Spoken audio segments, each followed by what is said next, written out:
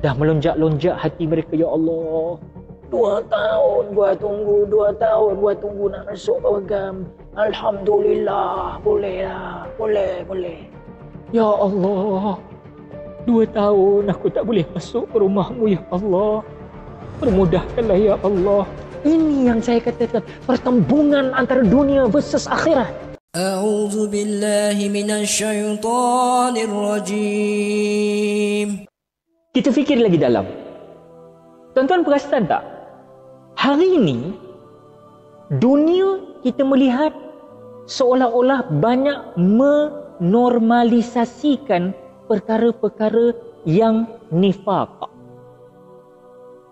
Fikir dan zikir. Jangan ingat saya dalam sudut pandang negatif, tuan-tuan. Tolong, tuan-tuan. Tolong. Saya tidak berniat begitu. Saya nak cari sahabat. Dalam laman ni, saya nak cari sahabat. Saya tak nak cari musuh. Tapi kalau ada berasa diri itu seolah musuh, saya berpegang kepada prinsip An-nas aduwwu bima jahil. Manusia jadi musuh dengan apa dia tidak. Allah. Tuan-tuan, cuba perasan tak, puan-puan, bro, sis, sekeliling kita sekarang ini, walau kita 2 tahun, kita duduk dalam suasana pandemik atau endemik, duduk di rumah, sekatan-sekatan dan pergerakan kita terbatas, kita tidak terbatas untuk kita buka kita punya medsos. Masing-masing ada media sosial kat rumah. Semua boleh buka, semua boleh buka. Maksudnya boleh buka lah, bukan boleh buka. Pasal apa, tuan-tuan? Pasal kita nak habaknya, perasan tak perkara-perkara nifak hari ini, perkara-perkara yang kita tahu itu perkara yang kotor, perkara yang tidak diterima dalam agama, tetapi seolah-olah nak dinormalisasikan oleh pihak-pihak tertentu. Dan hari ini yang kita merisaukan, kita paling risau ialah bagaimana generasi yang mendatang ini setelah kita semua pergi mendepani perkara ini.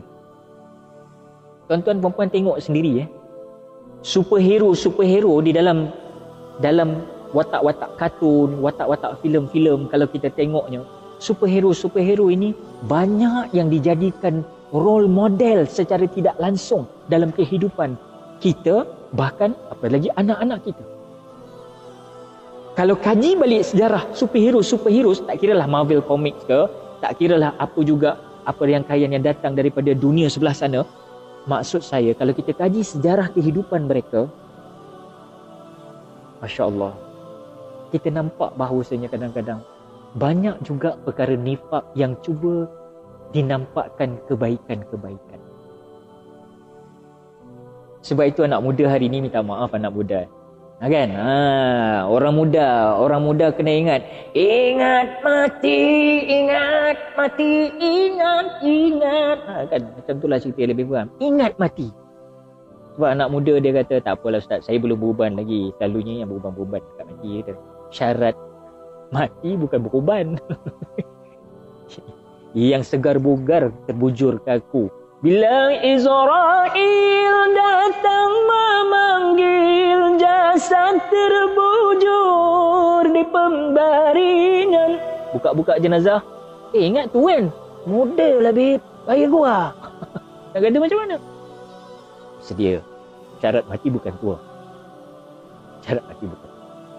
Sebab itu kita risau, kita khawatir anak-anak muda kita, mereka dalam ucapan-ucapan mereka hari ini jelas nampak style mereka berucap pun sudah berubah.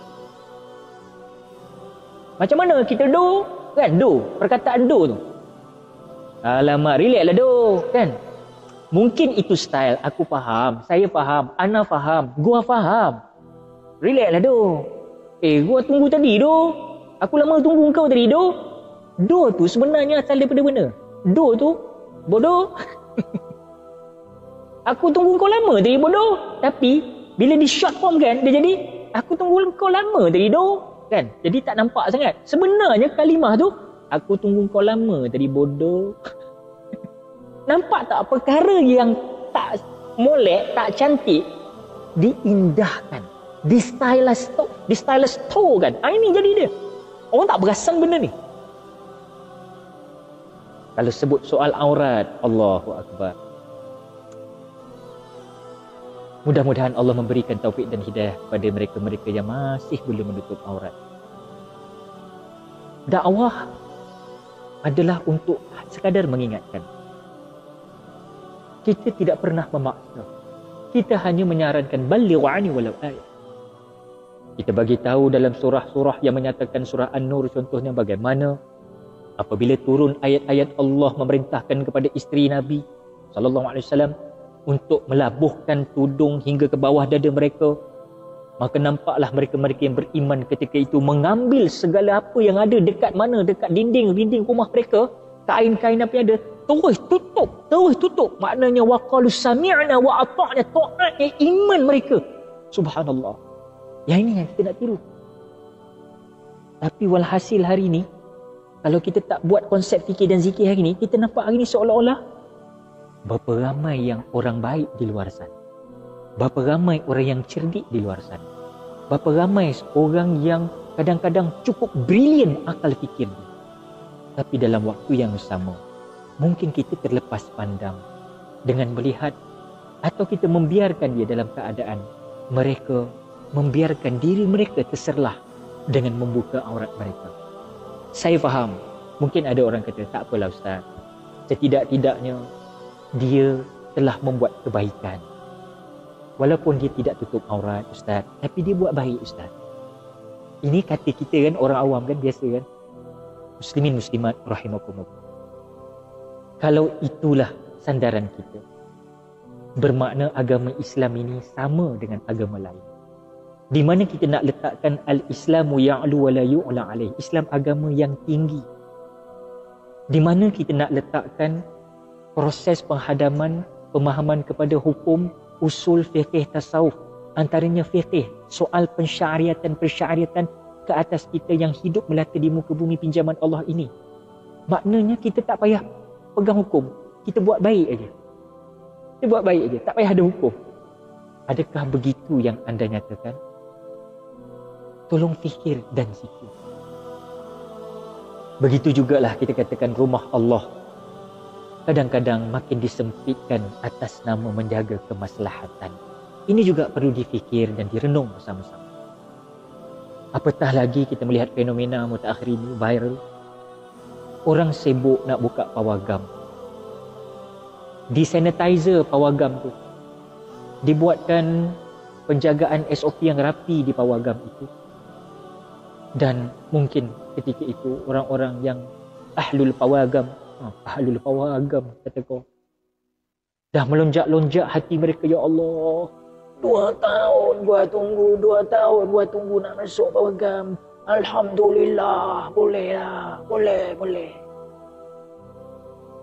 Orang fikir bagaimana yang, ya Allah, 2 tahun aku tak boleh masuk ke rumahmu, ya Allah, permudahkanlah ya Allah. Ini yang saya katakan, pertembungan antara dunia versus akhirat.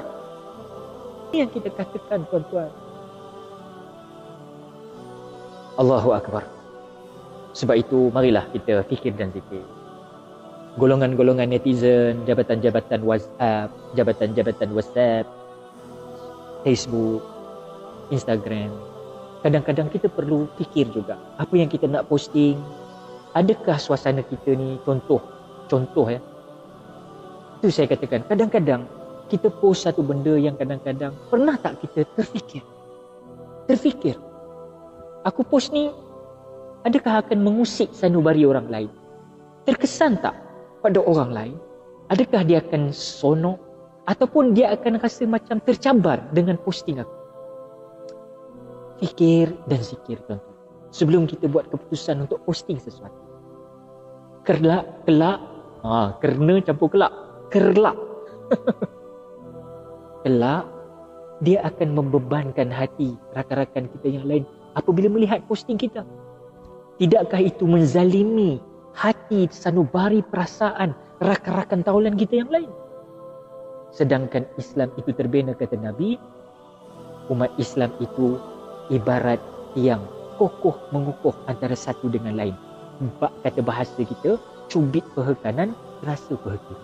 Sekarang ini kita cubit, tuan-tuan perempuan. Kita cubit, tuan-tuan perempuan, peha kita, kan? Tapi yang cubit sikit, tapi yang rasa sakit dengan orang lain. Allahu Akbar. bahaya, bahaya. Ya, tolong hadamkan fikir dan zikir. Baik.